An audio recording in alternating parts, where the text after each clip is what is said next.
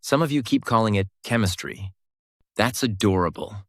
Because chemistry has convinced more intelligent people to ignore obvious red flags than alcohol ever could.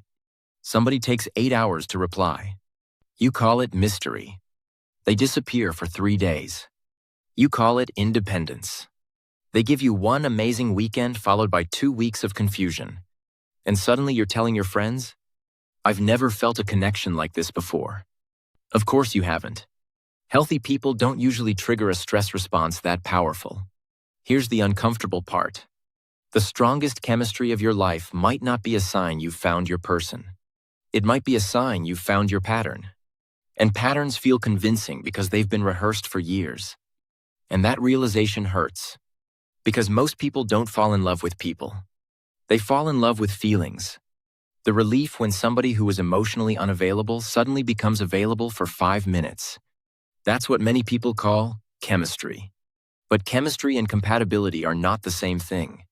One creates intensity. The other creates peace. Most people don't realize which one they're chasing until the damage is done.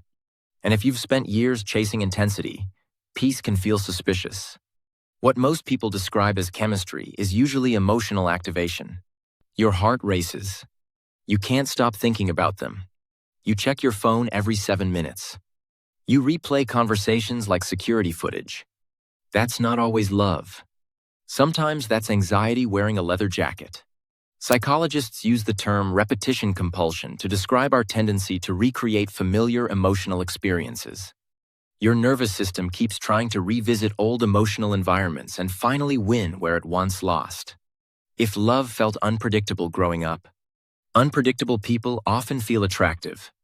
If affection had to be earned, you'll feel chemistry with people who make you work for basic attention. Not because they're right for you, because they're familiar to you. Familiar doesn't mean healthy, it means practiced. That's the trap. The person who feels calm often gets overlooked. The person who feels impossible becomes unforgettable. And then years pass. Not because they're your soulmate, because the cycle never finishes. Not because the relationship is healthy, because your brain keeps chasing the next emotional reward. That's why inconsistency is so addictive. The next text. The next apology. The next moment they finally choose you. You aren't addicted to the person. You're addicted to the relief.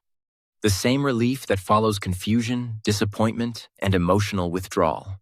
Real love often feels underwhelming at first. Not boring. Different. There is no constant guessing. No emotional scavenger hunt. No analyzing punctuation in text messages. No turning your friends into a relationship investigation team.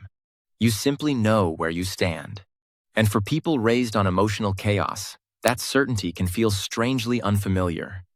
Almost wrong. That's what happens when peace feels unfamiliar to your nervous system. Marriage researcher Dr. John Gottman observed couples for decades and found that healthy relationships weren't built on dramatic emotional highs. They were built on trust, consistency, kindness, and emotional safety. The qualities most people ignore while chasing chemistry. Because consistency rarely creates fireworks, it creates security. So the next time somebody gives you that electric feeling, pause. Don't immediately call it love. Does this person bring peace? Or do they bring uncertainty? Because excitement and anxiety create almost identical sensations in the body, and one of them builds relationships. The other builds obsessions. You're not looking for someone who feels like a roller coaster. You're looking for someone who still feels safe when the ride is over. That difference will save you years. Subscribe to LoveLens.